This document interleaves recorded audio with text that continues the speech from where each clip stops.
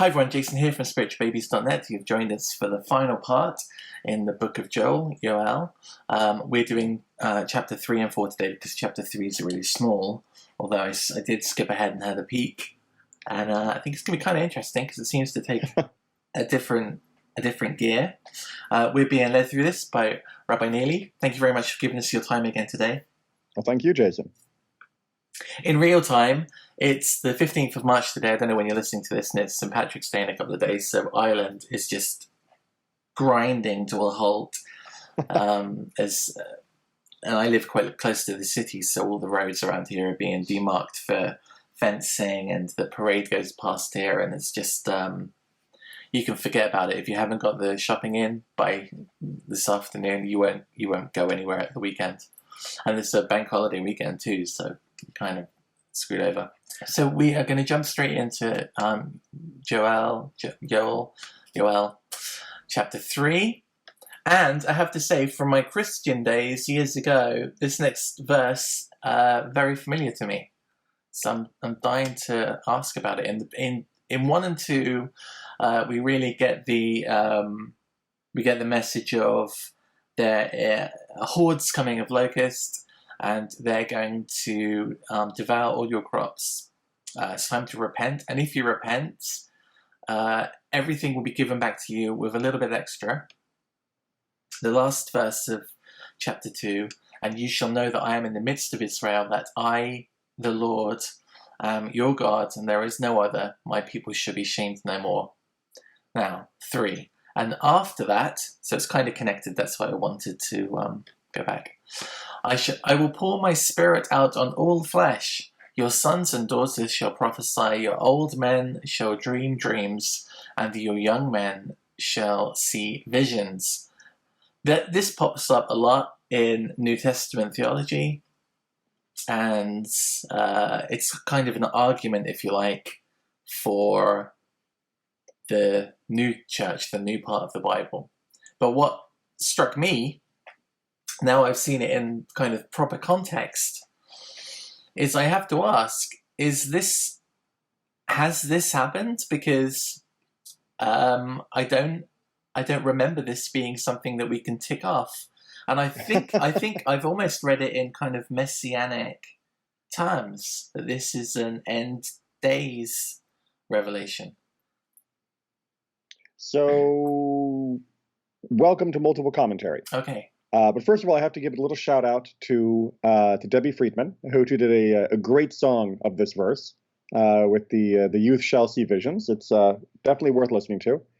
She was an amazing songwriter in the Jewish world and revolutionized prayerful music. So, big shout out to her. I still remember this song from when I was younger than my son is now.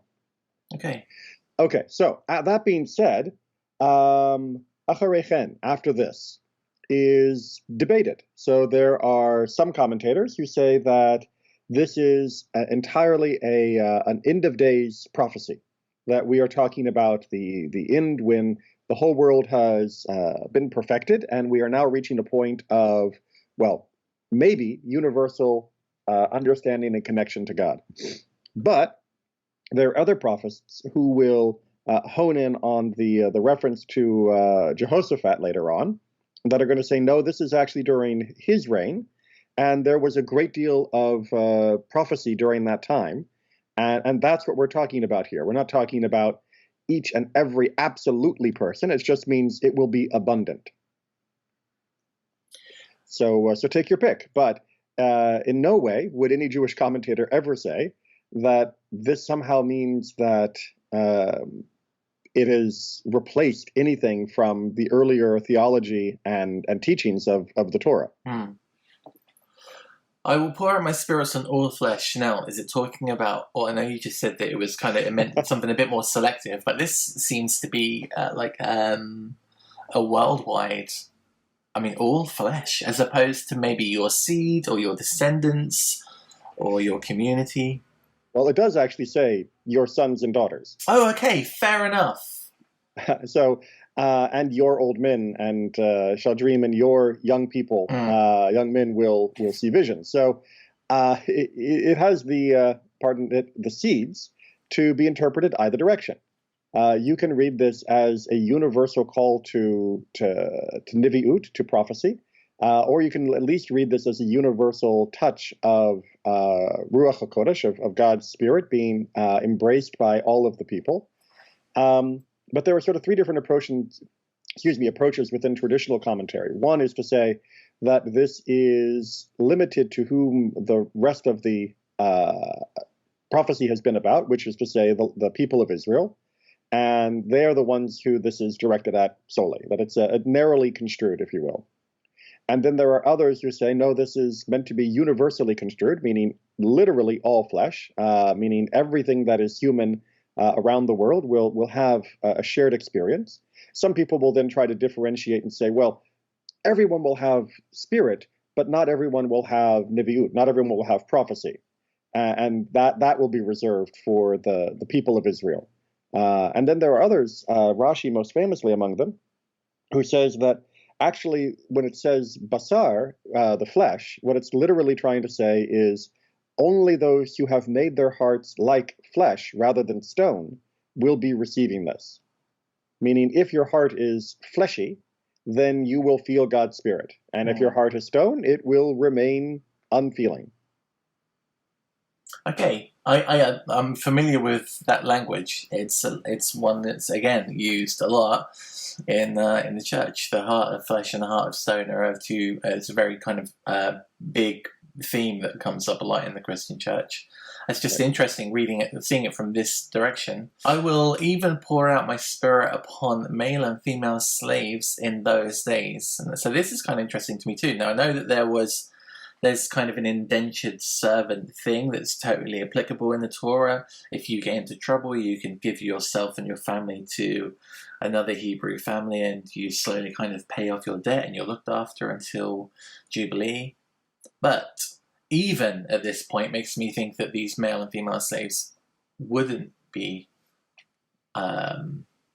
Israelite. Because, I mean, otherwise, why aren't they included in the first line? Because it doesn't say at the top only free men, it just says all flesh. So, I think what it's trying to hint at here is that, not that it's necessarily different, although there are some commentators who say that it is talking about non-Jewish people through this. For the people that are still debating whether the first passage is only directed at the Jewish people or not. But another way to look at this, this gam, this and also this additional statement is to say that one would not have assumed, because we have no record of those that had been put into situations where they were forced to be in indentured servitude, would have the time to develop the qualities to be able to be spiritually connected to God at such a degree that you are able to receive prophecy. And this may be saying that God's prophecy, God's Spirit will be so accessible that it won't even matter what status you're in and what your life circumstances are. God will be readily at hand. Okay. All right. Before the great and terrible day of the Lord comes, I will send portents in the sky and on earth, blood and fire and pillars of smoke. You might as well read the next sentence, because the translation you just did is including the end of the next sentence as the beginning of the one you just read. Very good. The sun shall turn into darkness and the moon into blood. Now, I have to say, of a wide and varied group of friends on Facebook, and when the blood moon events happen around the world, even today, doesn't matter where it is, who it's visible to. A few of this wide and varied group see this as they go straight to this verse, that there's a terrible thing coming and there's a sign in the sky. I don't hold that view. I know NASA can tell me now the next 120 million blood moons, like from any position on the planet, like well beyond my lifetime. And I have to wonder, are they really all in line with... Because if that was true, then you could kind of go, in a month's time there's going to be a blood moon. Maybe we should just all be good now and see if it goes away. Okay, so lots to unpack there. So first of all, I just want to point out that the the word terrible is a terrible word in the sentence. Okay. Right? Because the word that's used there is Norah. And Norah is one of the other titles for God. And so to use the word terrible in English would make it sound, if you were to say to someone, our God is a terrible God, people would probably misinterpret that in most modern English contexts. Right. And it has to do with what the word terror and terrible by extension used to mean in English, and why it still has that feeling biblically, because people are stuck in old biblical language, even though the rest of the vocabulary has moved on. But Norah is really meaning, overpowering and awe-inspiring to the point okay. that you feel insignificant and tiny. It's the I'm standing next to Mount Everest feeling that a human gets. It's the I'm standing next to the Grand Canyon and my God, what am I? I mean, it's just you look into the gaping maw of eternity and scale and realize how insignificant you are. You stare up at a true night sky and see all of the stars, and it's just, I am just nothing. That's the emotion of Norah, right? That's when we say Yirat Shamayim, when we say, because it's the same root, when we say the fear of heaven. Again, we're not talking fear because we're so terrified of God smacking us. It's fear because when we contemplate God, we recognize just how meaningless our life would be if it was left up to its own physical merits. And so that when we talk about this day coming, which is going to be Gadol v'Norah, we have to understand that what we're talking about here is it's an awesome, an awe-inspiring day, not a bad day. Now, it will be bad for some, for those that continue to fight and resist the force of good and the perfection of the world. But on the whole, this should be something we're looking forward to, not something that we should be like running away from. Okay. That being said, sun, darkness, moon, blood. All right. So first of all, I would really be interested to know whether people who are running out to see the blood moon, who think that this is going to be fulfillment of this verse, would generally categorize themselves as people who take the Bible literally. Because if they do, why are they not expecting the moon to turn literally into a giant puddle of blood? Fair comment. That's right. I mean, they instinctually, it says that doesn't say it will be a blood moon, as according to NASA definitions. It says, and the moon will be transformed to blood. So if they wanted to be literal, which they seem to enjoy being in many other places where it's inappropriate, they should be consistent, and they should be waiting for the entire moon to turn into a giant orb of hemoglobin that is somehow going to be circling our planet. Right. That should be their expectation. And similarly, they should be expecting the sun not to be eclipsed, right? Not to be, blotted out by clouds or go some other way that it's dark. They should be expecting the sun to no longer give off rays of light, but to give off rays of darkness. Right? That is a literal reading of this verse, and it is wrong. So now that we know the literal reading is wrong, what is the appropriate reading of this verse? Well, guess what? There's differences of opinion. So some take it in a semi-literal sense. That is to say, they do believe something will happen to the sun and to the moon. And they believe that both the sun being blocked in some way and the moon being shaded in some way would be intended as an embarrassment to those who worship those celestial bodies. As we're going to see in verse 5, the idea is that if you are connected to God, you're fine. But if you're not, you're in trouble. And so this is basically the prelude to that, saying, if you don't get the message and you're still worshiping the sun and you're still worshiping the moon, then, yeah, that's going to be a bad day for you. For the rest of us, it's going to be great. But for you, not so much. On the other hand, there is many other opinions. Rambam, of course, is always among the most famous, who says this entire verse is not meant to be taken literally. You should not expect to see anything happen to the sun or anything happen to the moon. Instead, you should understand that what God's talking about here is there will be upheaval, there will be change, there will be signs that things are turning and that a catastrophe is on the horizon, that if we connect to God, we will be preserved, and if we continue to fight against God, we will not. But for people who are getting out there train spotting book, looking for heavenly signs and trying to fill in all the marks. That's just not the way that we expect to be able to interpret this. And in fact, I would imagine that pretty much the interpretation of all of this is going to happen in retrospect rather than beforehand. It will be, oh, so that was what was happening, and that fulfills this prophecy. We'll only know that in the end, the same way that we only truly know the Mashiach after the Mashiach has finished the job. Okay.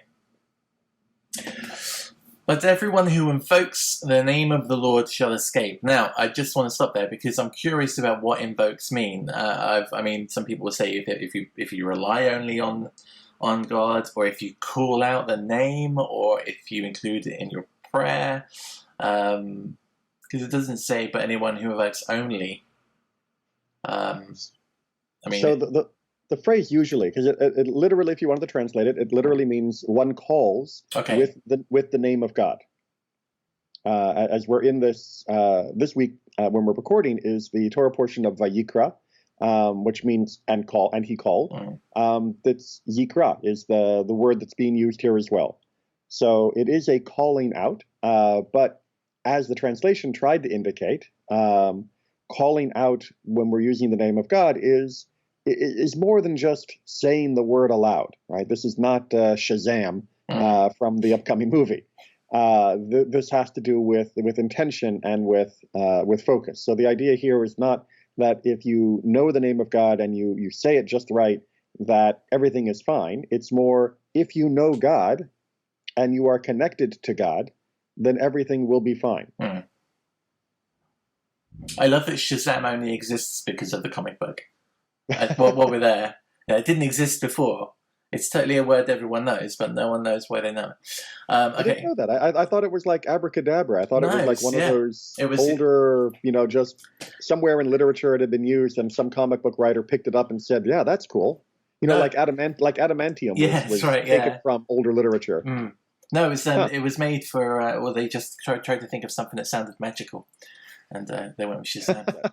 But everyone who invokes the name of the Lord shall escape, for there shall be a remnant on Mount Zion and in Jerusalem, as the Lord promised. Anyone who invokes the Lord will be among the survivors. All right, so we've kind of gone from chapter 1, things are going to get bad or your food's going to go. Chapter 2, if you repent, food will come back.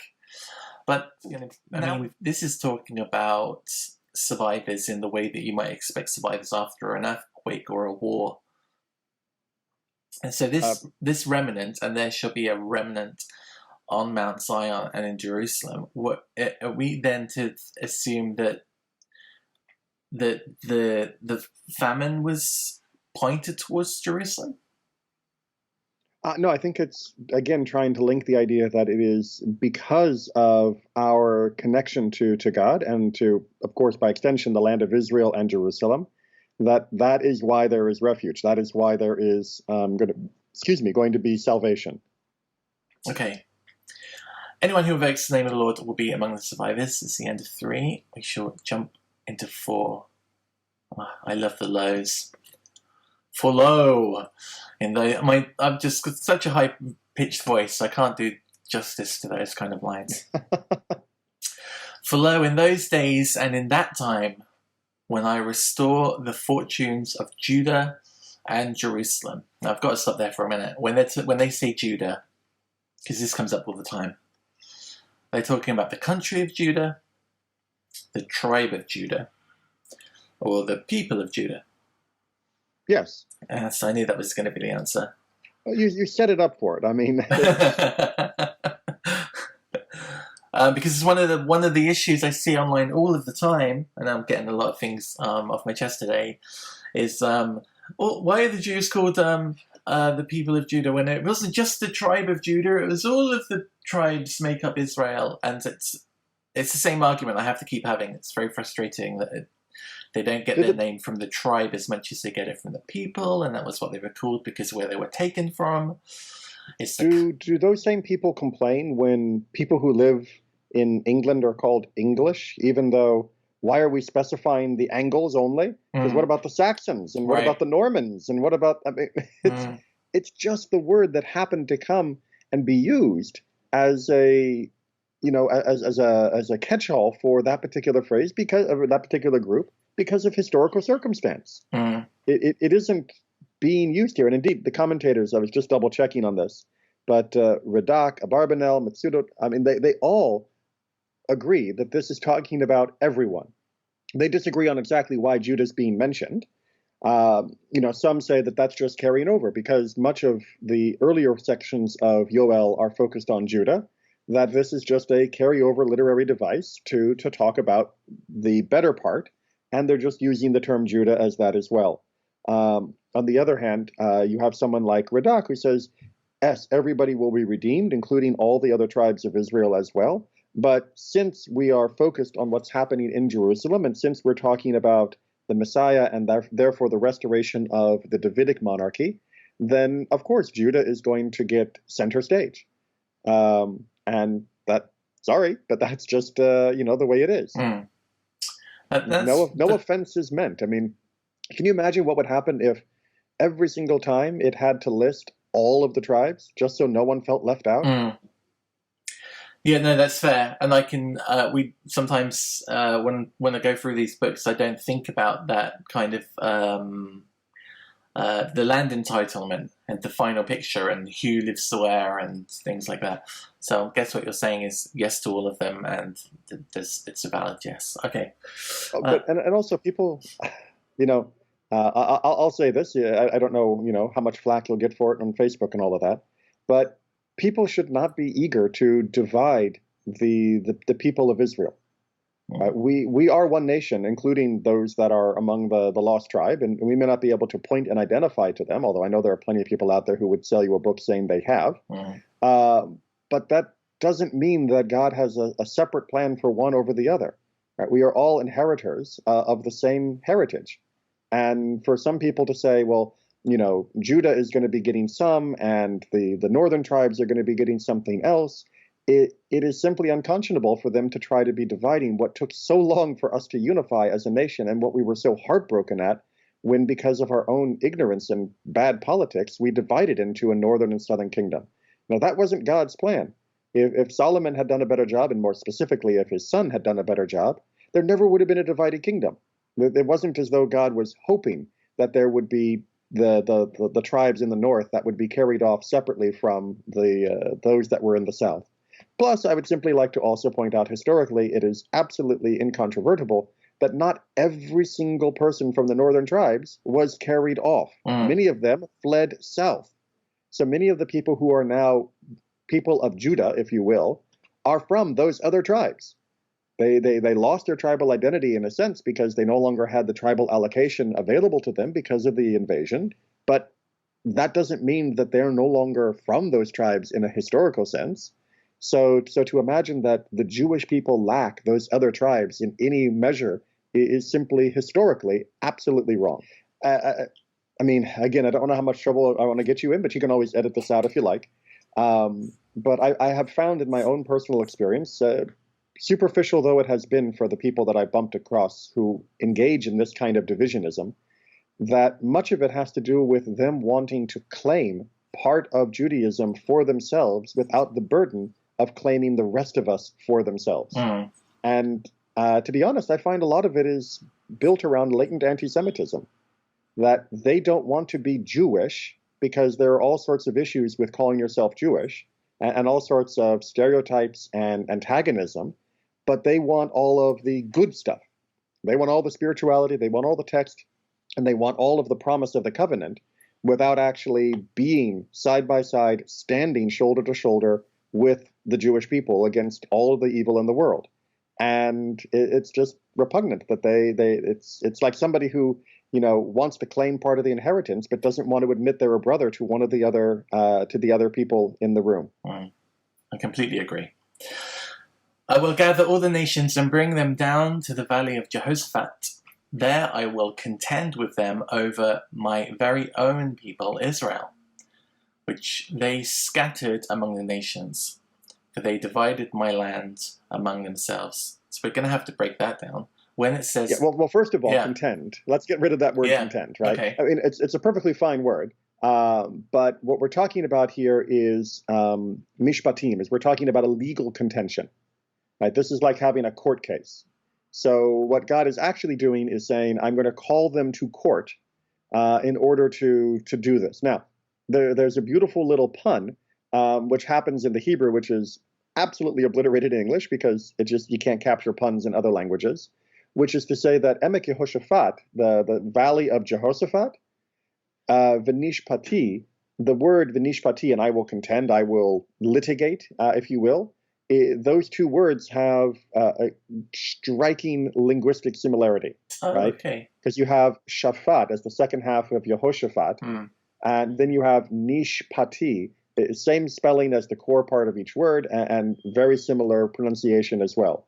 So the picking of this particular valley, I think, has a lot to do with the judgment issue, the judgment aspect that's being discussed here. In addition to, the focus on that particular part of Jerusalem. So it sounds to me as if there will be kind of a roll call of all the nations. But I wonder whether this will be a physical event. I mean, how would they even? I don't even want to know what that would look like. Oh, there are unfortunately still plenty of peoples and countries that are doing things for which they will need to be held accountable. All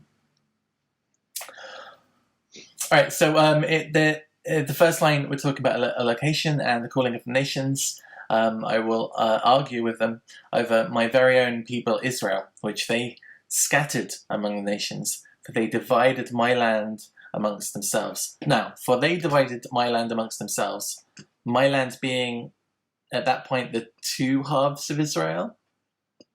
Yes, the feeling here would be the nation of Israel, like the entirety from north to south and east to west.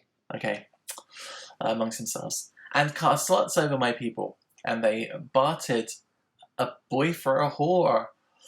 I wasn't expecting to read that today. And sold a girl for wine, which they drank. And I should point out this: it's not clear in the English, but it is clear in the Hebrew, that the selling of the boy is not to make him into a prostitute. It's selling him in order to take the money and use it for a prostitute. Okay. Because the word that's being used there for prostitute is the feminine form. Oh, okay. So it creates a literary parallel, right? They sell him to go to a prostitute.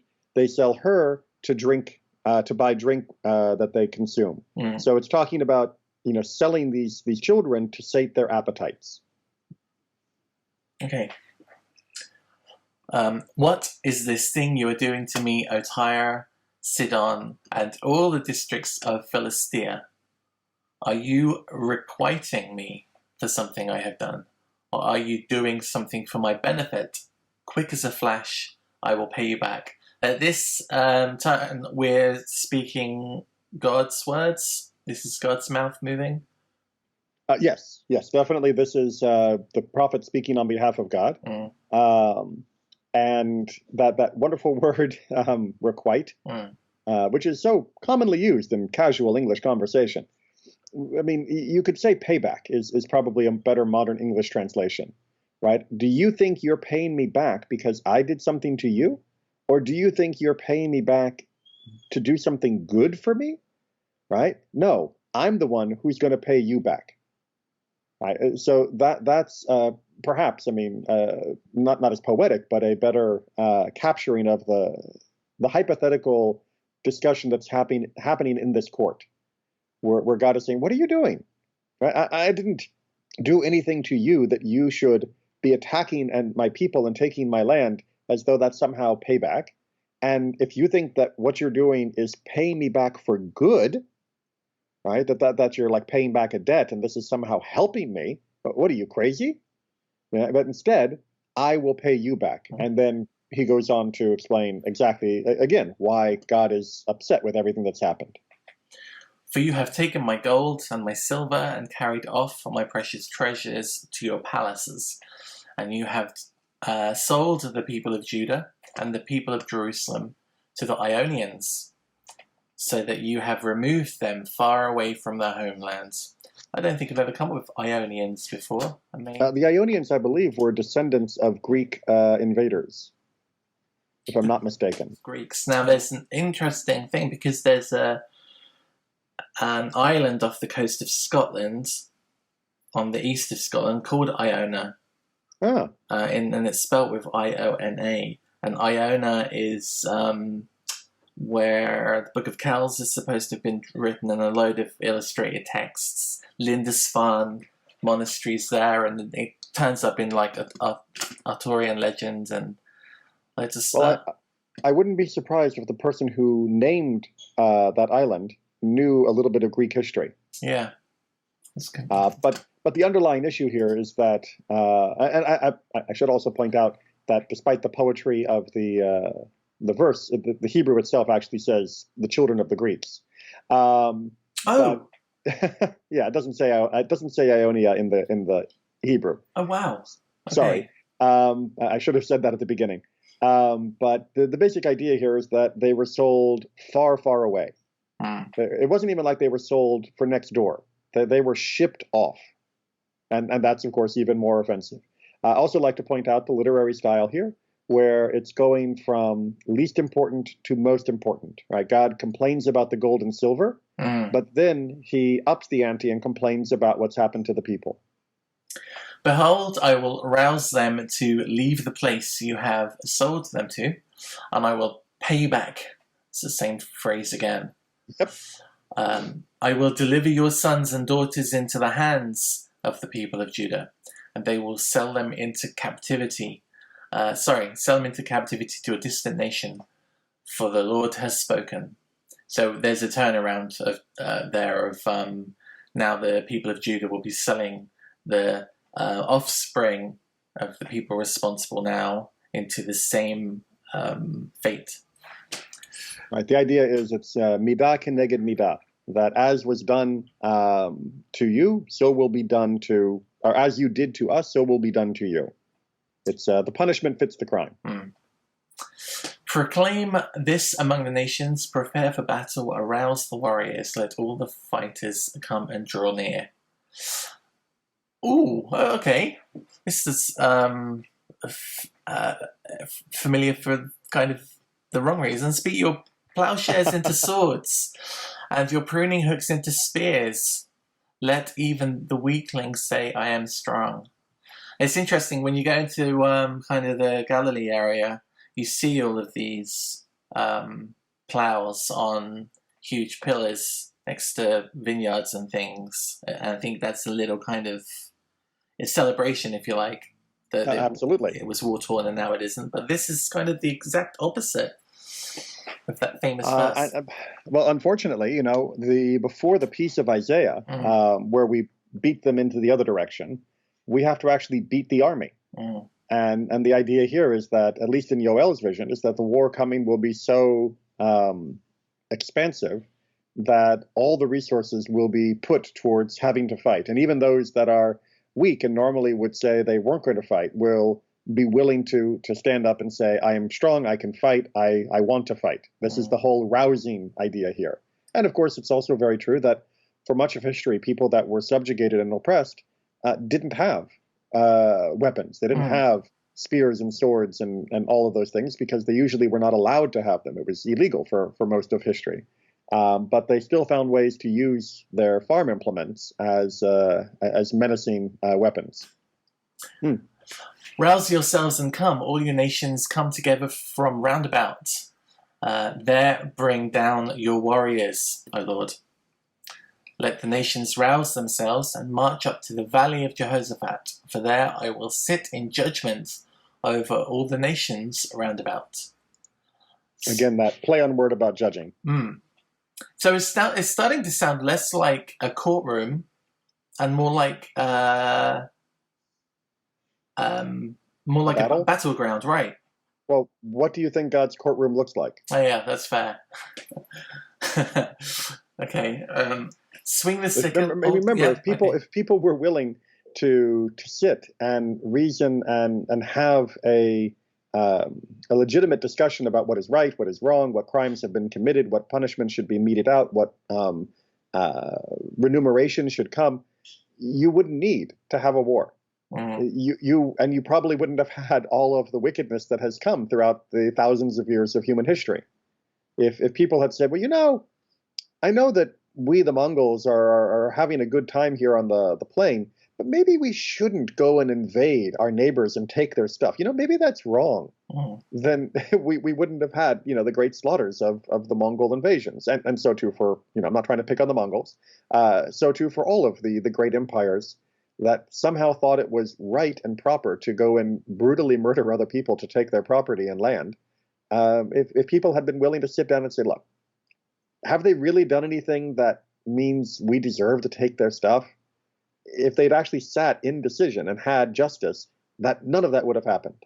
And now that they haven't, well, we're going to get the final judgment. And that final judgment's going to come with weapons, unfortunately, because that's the implement that they've chosen to use. Mm. Swing the sickle, for the crop is ripe. Come and tread, for the winepress is full. The vats are overflowing, for great is their wickedness. Right. And the wine press is full means the measure of wickedness has been reached where we're done. Right. We've done all the wickedness there's going to be, and now it's time to stop it. Mm. And once this is done, of course, then we enter in the new age where we no longer have that kind of behavior. So I think, are we looking at, in verse 14, a little allusion in the English to the pun you were talking about, multitudes upon multitudes in the valley of decision? No, actually, this we've switched now, right? So Okay. rather than being a valley of judgment, we're now in a valley of decision. It's basically we're now reaching the conclusion, the climax, right? So multiples upon multiples are going to fall, right? It's going to be a huge battle, horrible casualties, and that will be when it's decided. Multitudes upon multitudes in the valley of decision, for the day of the Lord is at hand in the valley of decision. Sun and moon are darkened, and stars withdraw their brightness. And the Lord will roar from Zion and shout aloud from Jerusalem, so that heaven and earth tremble. But the Lord shall be a shelter to his people, a refuge to the children of Israel. And you shall know that I, the Lord your God, dwell in Zion, my holy mount, and Jerusalem shall be holy. Nevermore shall strangers pass through it. Some of this actually kind of echoes verses we've had before. The sun and the moon are darkened. We mentioned that before. Right. And you shall know that I am the Lord, and I dwell in Zion. We've also had, you shall know that I am the Lord, and I dwell in the land. That we've covered that before. So there's a couple of little echoes there from earlier on to remind people, I guess, that God doesn't change and that He's always there. Correct, and it's also, a linkage to the idea of somebody that calls out to God knows God, and now the people who didn't call out to God, meaning the people who were not allied with God, now they will understand. Mm. Right now they will have it clear and straightforward to them, and they'll understand that Jerusalem, with all that it represents, is holy. And that means that all of you people who have been passing through it, who have desecrated against it, you're going to not be able to do that anymore, right? It will now be restored to its proper status. And in that day, the mountains shall drip with wine, the hills shall flow with milk, and all the watercourses of Judah shall flow with water. A spring shall issue from the house of the Lord, and shall water from the wadi of, I want to say, acacias. That's how I would say it in English, yes. Excellent. From the wadi of the acacias. I can hear my cat Golda complaining. We'll be done in a minute. Unfortunately, she doesn't speak any human. Yeah. She only speaks cat, which means now or no.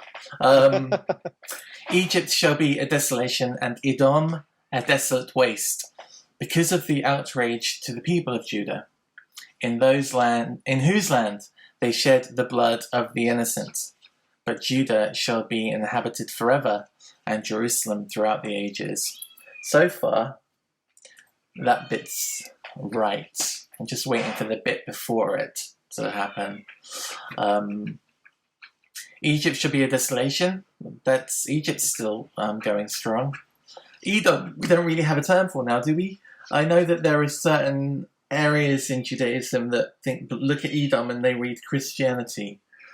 Well, they think Rome, and then Rome Yeah. replaced by Christianity. Yes. Hmm. But no, I mean geographically, Edom is contained in modern day Jordan. Really? Yes. I didn't know that. That's interesting. Okay. Which is far from a desolate waste at the moment. That depends on which part you're in. But... Right. Yeah, that's true enough. But Judea shall be inhabited forever, and Jerusalem throughout the ages. Thus I will treat as innocent their blood, which I have not treated as innocent. And the Lord shall dwell in Zion. Now, so when it says, and thus I shall treat as innocent their blood, which I have not treated as innocent, who is the they? Okay, so this last verse, just the commentators are very divided on, because the Hebrew is lovely and ambiguous, and not only open to grammatical interpretation, but open also to, is that even using the term innocent or clean, which is one way to read that verb, or is it being used for the word retribution, to be, when, like we say, God is a jealous God, it would come from that same root. So let me walk you through. I actually wrote these down because there was such a variety of interpretations. Okay, so I'm just going to let the cat in. 1 second. Okay, so one interpretation by Radak is that even though I cleanse, their bloodshed I will not cleanse. Right? So I will clean, and their blood I will not clean, is the way that he is reading that phrase, which is basically saying, I will forgive them for taking the treasure, but I will not forgive them for taking the life. Okay. So that's one interpretation. And Rashi goes in much the same way, right? That there needs to be a special type of punishment for the death that they have caused, which is different than the punishment that goes for the theft.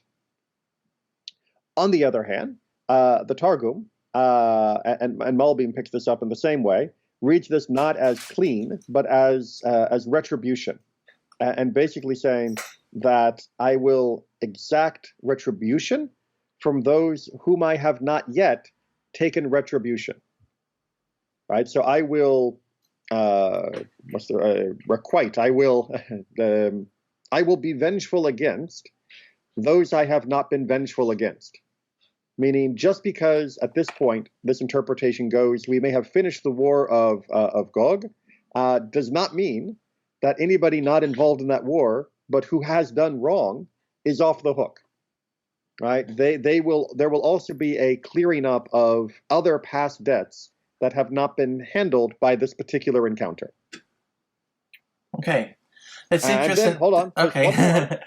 There's one more, which takes this as being clean again, but it puts a comma and a question mark in it. And it reads it, have I cleaned? Right? Have I cleaned their blood? Comma, no, I have not. Meaning, have I forgiven them for the blood they spilt? No, I have not. So despite all of this, that it means those who have shed blood, even after this fact, are still going to be held accountable for the death and destruction that they caused. Wow. It's a really broad spectrum. Yes, it is.